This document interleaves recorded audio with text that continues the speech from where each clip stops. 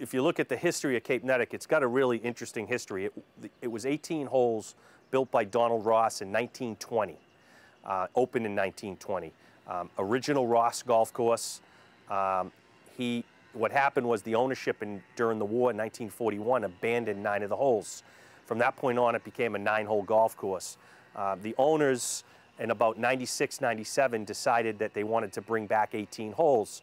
Unfortunately, they were not able to use most of the land that was there when Ross had built the original 18, but the owners owned some other land that they were able to use.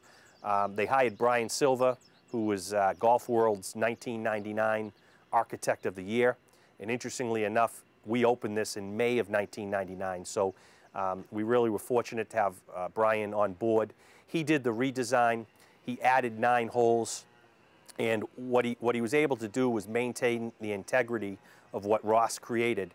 And so that now, you know, 7 or 8 years later, if you would have a very hard time determining which one are Ross holes and which ones are Silva holes. And I think that's the challenge. Anytime you do a redesign or add on, the challenge is to make it all blend in so that at some point, which we're there now, you cannot determine which ones are the new ones and which ones are the old ones. So that's really a tribute to Brian Silva, who was able to do that, to maintain the integrity of what Ross had done in 1920, yet add some length, because we needed length. And he added some par 5s, and he added a couple of longer par 4s, which is what the course needed.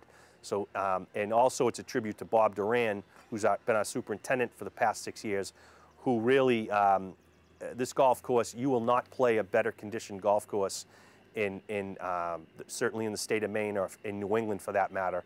And he has been able to take the old greens and the new greens and make them play the same, which is extremely difficult to do because the older greens are you know, a whole different mix than how the USGA specs are now for how you build a green. So he's taken on the challenge and really done an unbelievable job so that now the whole golf course really just feels like it's been here since 1920, when in actuality only 9 of the holes have been here since 1920.